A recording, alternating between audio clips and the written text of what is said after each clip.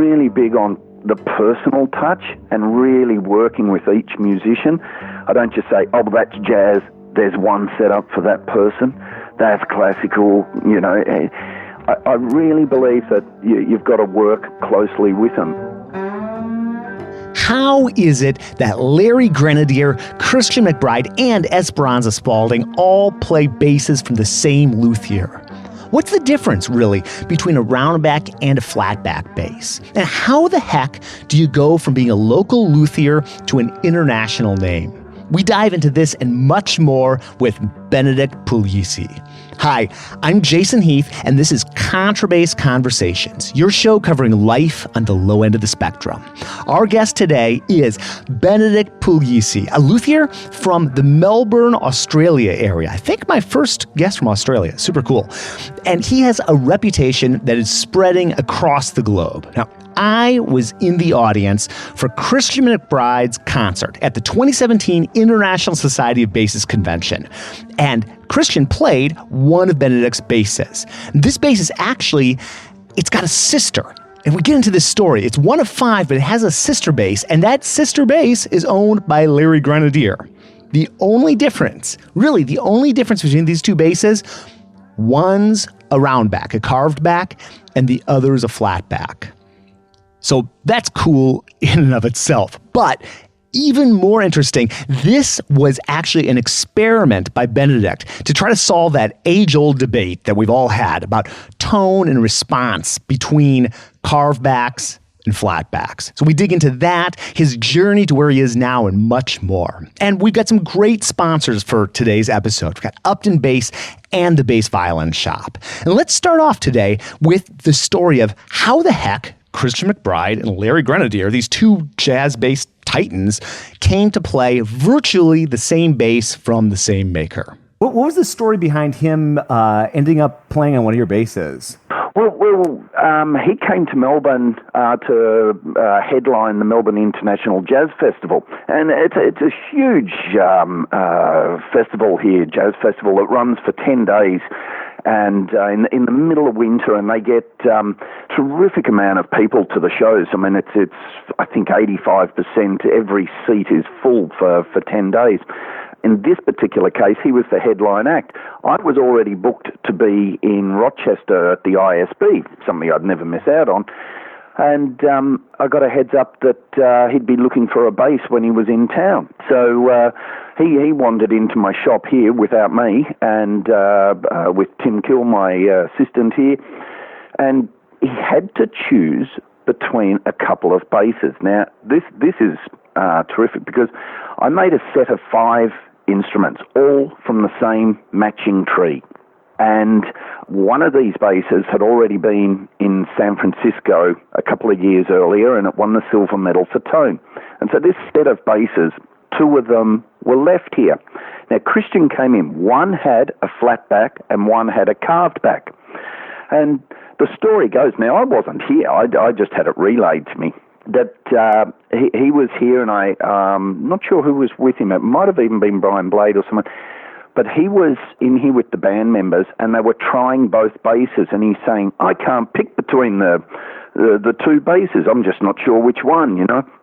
And apparently it came down to he flipped a coin between the flat back and the carved back. And I think the flat back won. So he went off and did the shows on the flat back. One of the shows was acoustic. He didn't even use an amplifier, and he was so blown away by the big sound at this recital centre. He just wrote to me and said, I've got to have this bass, you know, this is, what's the story? Anyhow, a bit later on, so I get back to Melbourne. I miss him he's flying back home and I'm coming back this way. And he then says to me, you know, I love the flat back, but I can't stop thinking about the carved back. I think I'm going to go with that, if that's all right. Said, yep, not a problem. So we packaged it up and sent it to him, and it had some teething problems with the climate difference, which I've experienced a few times. But that was sorted out, and it found a home. Now, the interesting thing was that second bass that he did play, the flat back, remained here in the showroom, and it's been my number 1 loaning out instruments for orchestral players. It's always been a bit of a showpiece instrument. Well, until Larry Grenadier walked in the shop. He was out here touring a few years later, just last year actually, in August, with a guitarist out here. Now, I'm upstairs renovating my house, tearing the roof off in the middle of winter, and my showroom assistant comes up and says, there's someone called Larry Grenadier waiting for you in the showroom. And so, I better come down. I'm covered in plaster dust and all this sort of stuff. And there he was, playing the bass. And he said, do you mind if I use this bass at the recital centre? And I said, what an honour. And he asked about my renovations. He came up, he chatted. Anyhow, he then also wrote to me a few days later to say, I just love that bass, and I've just got to have it. What's the story? So we made the deal, and I posted it to him via Rhode Island and some friends there. And that was actually the flatback and the sister bass to Christian McBride's. So Ithaca this year was the first time those two instruments crossed paths again, and they were made from the same cut of wood. So I think they were destined for glory, those two. One thing I'll say is that any bass, in my opinion, that's a good bass and has a good sound, will be able to be either genre, and I think the lines are fairly blurred with some players. I can give the same bass to a top-notch orchestral player and then to a top-notch jazz player, and they're really going to be able to cope with it. The good player can do that. But then when you really want to tailor it right down to the way that they play and everything, of course there's many different sort of things that you can do. And I think that the dishing on the fingerboard, the amount of relief that you've got in there, is really one of the biggest tools that you've, of course, apart from strings and things, but the dishing on that fingerboard, that curve, that's where you're really going to be able to do those little subtleties and help the player out. A slightly flatter fingerboard arching for the jazz player than you would expect for somebody playing German grip bow, Viennese style. Of course, they're going to just need that little bit more curvature. If you want more acoustic sounds, you're probably going to need a bit more dishing in that fingerboard there to try and punch it out. But you've really got to take each player and each instrument on its own merits. And I'm really big on the personal touch and really working with each musician. I don't just say, that's jazz, there's one setup for that person, that's classical, I really believe that you've got to work closely with them, and I think that's something we've tried to do here, and I still, in my team, say, let's work with them, let's get to know them, let's see what their fingers are doing, let's see how long their fingers are, how big's the neck on that bass, and so we work very closely that way. But I do think, though, the lines are blurred, that a good bass will do both styles. Or I say both styles now. Right. There's no one style of jazz and there's no one style of classical, but in the broader sense. That carved back, that round back, and that flat back experiment. What did Benedict find? I couldn't wait to hear this story when he shared it with me. I can't wait to share it with you. Before we dive into that, I'd like to give a shout out to Upton Bass. So glad to have them on board with the podcast. And I want to let you know about their Concord model, which is basically a Prescott. They took several GABA-shaped Prescotts and copied them from the upper corners down. But Upton knew that if the Prescott shape was to be viable today, the ergonomics needed to be dealt with, the really big basses. So Upton incorporated some elements of the car model into that classic Prescott form. It takes all of your attention when they're building it, the Upton folks tell me. And so it's only available as a completely solid wood bass. And they copied Scott LaFaro's Prescott F-holes on the model, but kept them on-cut to pay homage to Prescott. Check them out online at uptonbass.com, and thanks for sponsoring the show.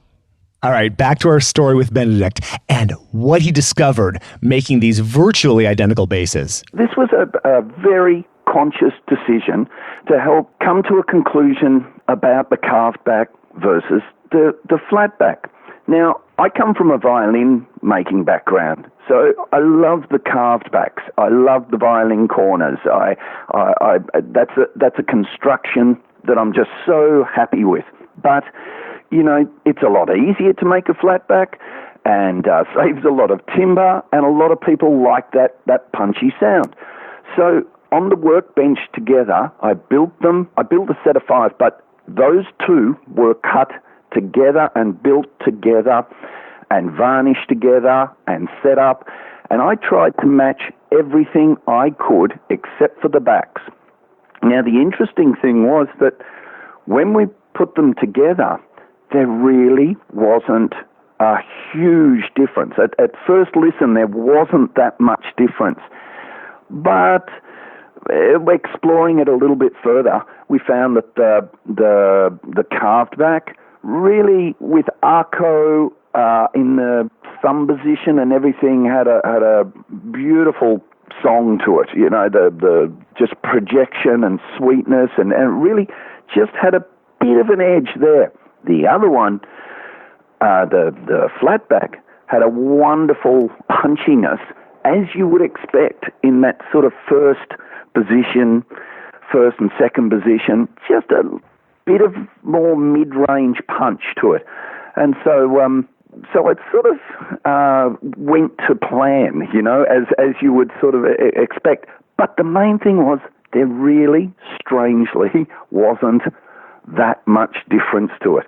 On a blindfold test, it was a little bit hard to split them. Yeah, we also had the violin maker Sam Zigmatovich was here for a violin makers conference just outside of Melbourne, and he had some software and we played them through that, and we could even see this mapped out with the sine waves that was exactly as you thought. There was just a little bit more mid-range on the flat back, but they were very similar indeed. Like, are there some just sort of general things you're going for tonally with all your basses? Yeah, look, it is a tough call to know what somebody's idea of brightness is, or focus is, or spread, because we're all going to have a different idea. I think it's like describing red wine, and everyone's going to say a different thing when they taste it. I was having a conversation with Rainer Bellhartz, a very famous instrument maker here in Australia, only yesterday. And one thing we were saying, though, that's clear, nobody likes a quiet instrument. Mm-hmm. They might say they do, but generally, let's face it, everyone wants something that's got a bit of power behind it. Yeah. So I think first and foremost, you've got to get a good power out of the instrument. You've got to have a good responsiveness. In other words, they don't have to work too hard to get that power out. Mm-hmm. Those two things are universal, whether that's a violin, viola, cello, or double bass. There's the power and the responsiveness. And then you've got the color of the tone and what sort of tone it is. So after somebody's tried it, oh, this is easy to play. Oh, it's got lots of volume. And then they get to listen to it very carefully. They want to hear whether it's a woodiness or a brassiness, or some of those sort of terms, I think, then come into it as to what they want to hear. Then you've got to think, is it pizzicato, where the string acts so differently to arco, and you've then got two different tones that are coming from the instrument there. I think if you can just work on those first 2 points of power and responsiveness, then I think you're halfway there to producing something that's liked by all. With these interview episodes, I used to start at the beginning and have people tell me their life story, and I find that completely interesting. But I discovered about a year ago that the conversations had a little more spontaneity when we just dove right in, like we did today, with that story about the basses and Larry Grenadier and Christian McBride. But Benedict has a great backstory, and it's a great journey, and it's a great tale, and we're going to dive right into that. Before we finish up with this last part, I'd like to thank our last sponsor, which is the Bass Violin Shop, located in North Carolina. They are the place to go for bassists in the Southeast. And they offer professional setups, repairs, and restorations at reasonable prices. They go beyond their customers' expectations with setups that are meticulous, they're friendly, they're helpful, they have highly skilled luthiers, and they've all got one common goal in mind, and that is making their customers happy with whatever bass they happen to play. So if you have an open seam or you need a top-off restoration, those are the two extremes, right? They can take care of you. They're there to help you through the process. Check them out online at bassviolinshop.com. All right, back to the story and Benedict's whole journey through this crazy business. I love your instruments and they sound great. All these, players we all know are playing them. Could you just take us through your story, like how you got into this whole world and maybe starting your shop and that kind of thing? Yeah, sure. It was not something that was consciously planned, from an early age or something like that. Like a lot of instrument makers, I came in as a player. And needing a day job, it really turned out that way for me. I was a musician. I studied my formal years, music A, B, C, and D, and with English, and then went to university here in Melbourne. The university course was very scientific too. A lot of physics of sound was involved, and it was quite a contemporary course at La Trobe University. And it really got me interested in the whole physics of sound. That's where I really started dabbling in it. And I was lucky enough that in my year 12, or our final high school year, one of my bass teachers had been making electric basses, Neil Kennedy, and he had got me into the idea that you can actually just make your own instruments, wild idea. So that combination of things, when many years later I saw a violin maker needed an assistant, I was so fast to pop in the door and plonk myself down in his workshop. And after 7 years of apprenticeship with him, I then went overseas and did some more study from there. Learning violin making, doing short courses, bow making.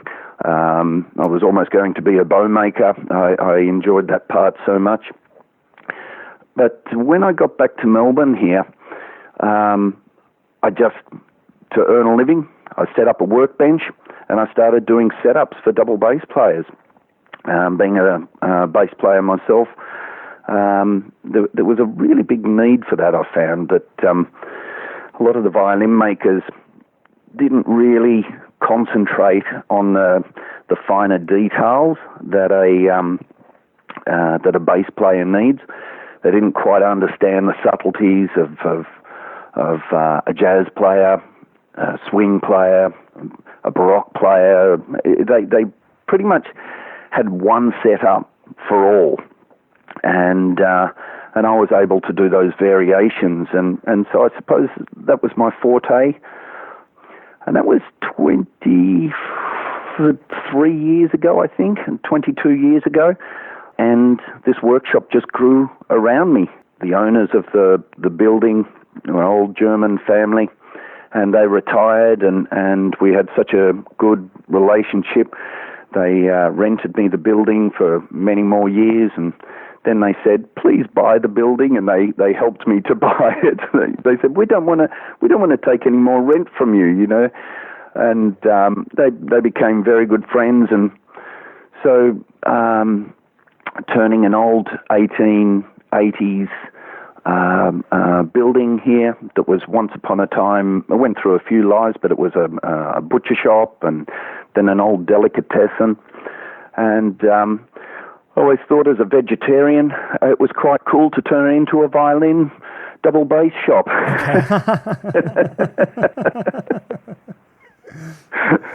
And my workbenches are made out of the old racks that used to cart the carcasses along. Wow. As they slid in the back of the shop here, you know, the trucks would unload them and they would come down these great big rails. And I turned those rails, I'd flipped them upside down and turned them into the workbenches. Oh, cool. That's great. So there's a lot of energy in this building, and so the door's been opened here for about 22 years, and yeah, it's non-stop. Unbeknownst to Benedict when he started out, Puglisi is actually a famous instrument maker name from Italy. Here's the story. So my apprenticeship was with a Dutch-born, German-trained violin maker, not far from here, just also in Hawthorne, Melbourne. And after I'd been on the workbench next to him for about 3 or 4 years, one day a cello came in, and it had the family name, Giuseppe Puglisi, from Catania in Sicily. Now, this is the same area where my family had come from, my grandparents.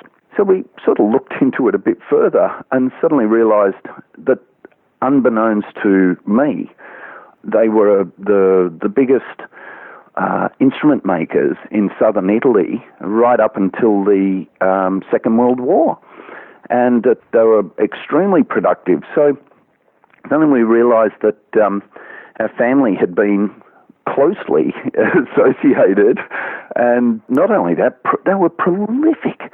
The amount of mandolins, violins, and even on my workbench right now is a viola, beautifully made viola, and Italy, in particular Sicily, at this time, when they were at their biggest, you know, about the 1910, 1880, in that region there, it was a pretty harsh place. Would have been a lot of famine.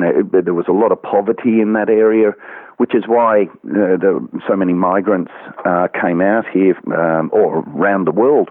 And so the instruments always, you know, I love the fact that even when things were harsh, they were still making musical instruments. You know, there was so much.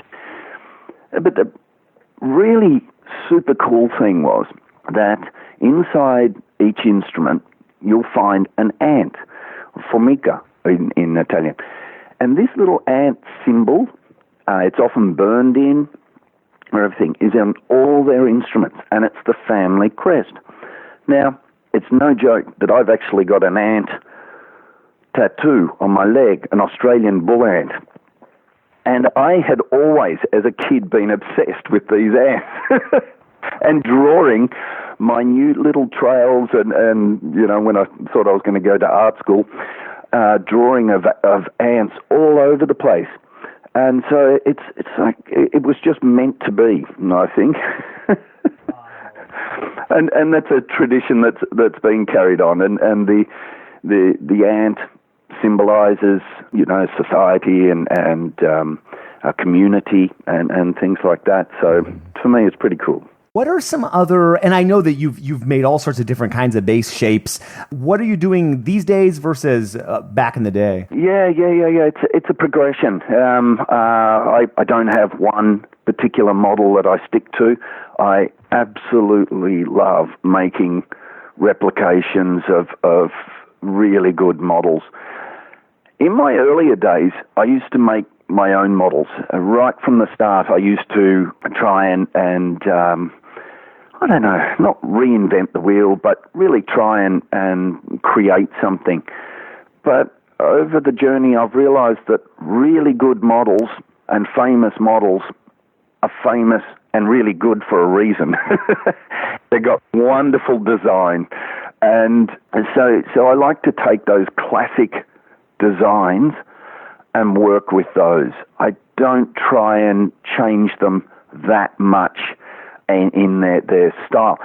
But that's not to say I don't bring them up to the modern specifications. The way the necks are set, using a bit more scientific technology to get the backs vibrating, or the tops, and working really with the sound. A lot of these instruments were never built with anything but gut strings in mind, and so of course we've got to take them up to modern standards. And the repertoire. The repertoire that a young classical player has to take on, let alone a professional nowadays, is so broad that we've really got to make the instrument as playable and as loud as possible, sometimes. And so I think that's where I put so much of my energy in, rather than designing new basses.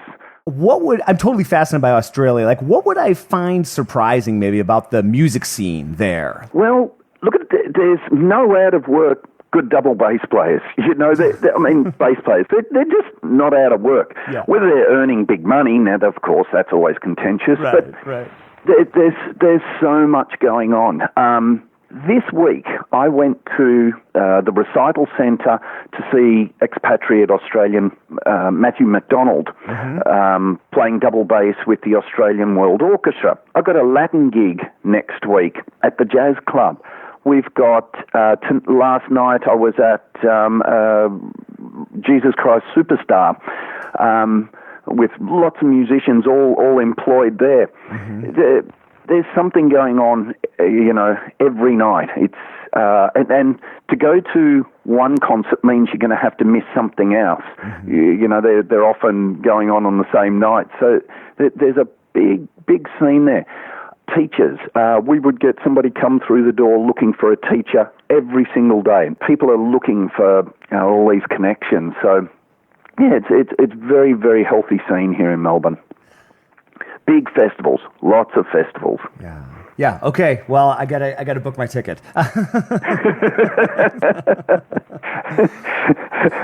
right. And so I get contacted by managers and players and bands all the time that are coming out to Australia, and they know about my instruments, and I've always got some here for people to use and hire on their tours and make the trip really easy, so they don't have to bother bringing out their instrument. John Patitucci and Esperanza and people like this. I correspond with them and say, look, don't bother. Just give me your specifications. We'll have something ready for you when you arrive. We then take the pride to make sure it's as good, if not better, than the instrument they're playing at home, and make the trip just so much easier for them.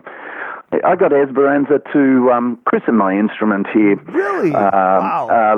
Last year. Yeah, she was terrific, and she kept it in her hotel room, and she didn't want to give it back. That was a wonderful thing. She's a superstar, and I don't have to tell anyone there, but it was great to see her and meet her firsthand and see exactly what she's doing. Your instruments are beautiful. I'm sure people are interested. What do they do? What do you like? How do you like to work with them to get an instrument made? Oh, yeah, look, what I do is I have a lot of instruments started. I start a Viennese model. I've got a start on an Italian model. I've got my little one down. And so when people looking for an instrument, I just like to say to them, I'll make it, put it in your hands. If you like it, you can buy it. It's as simple as that.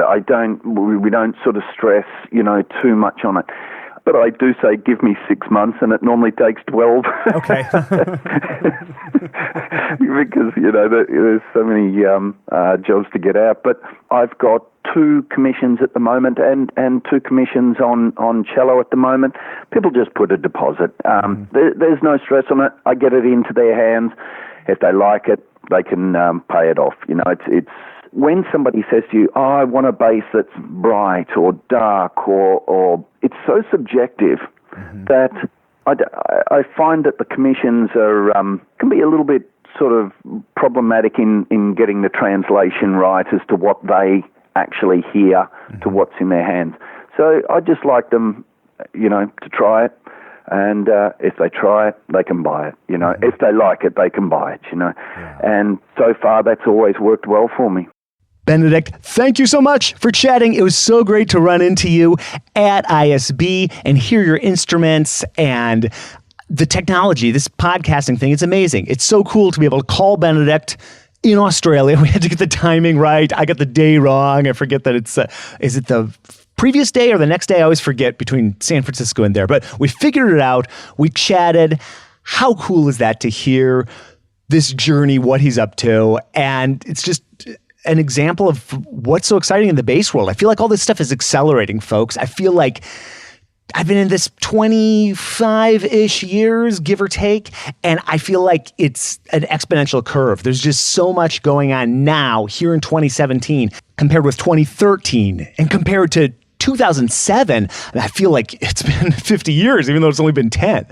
Speaking of 2007, that was the year I joined the International Society of Bassists Board of Directors. And I'm super pumped. And if you follow me in any other way besides this podcast, you've probably heard about this. But if not, I'm back on the board of directors for the International Society of Bassists as their communications chair. And I guess as I'm sitting here speaking into this microphone, into my computer, I guess it makes sense that position and I might find each other. But it was a total surprise to me when ISB President Nicholas Walker reached out to me about that. So thrilled, so great to be on board with the ISB in that role. And we've got all sorts of things planned for the ISB. I won't go into too much detail here, but one thing that we did right off the bat is get the ISB Twitter account going again. So if you follow us, and before we also now, have an ISB Instagram account. And the handle's the same for both of them. It's ISB_world. So you can follow us at Twitter, you can follow us at Instagram. And the ISB hasn't done much on Twitter ever since starting the account, and that's totally my fault. I started the account when I was on the board and promptly lost the password in one of my many work emails for a job that I quit years ago. But I finagled, figured it out, got it back on track. So we're actually responding and replying on Twitter. I think there were like 600 people following on Twitter and 4 that ISB followed. So we're active on Twitter, active on Facebook, obviously, active on Instagram. It'd be great to follow along with you there. ISBconnect.org is the hub. That's the website where the activity happens. ISB World Office is .com is our more static page. That's got the convention info and registration and all that kind of stuff. But the conversation's happening at isbconnect.org. I'll link up to that and the show notes. Love to have you follow us along there. And thank you for following with this podcast. I get so much out of doing this, and I'd love to hear from you. Send me a message, feedback@contrabassconversations.com, or reach out, Facebook, Instagram, Twitter, whatever. Be great to hear from you. Give me a suggestion for a show. That's how I get every idea for the shows these days. It's wonderful.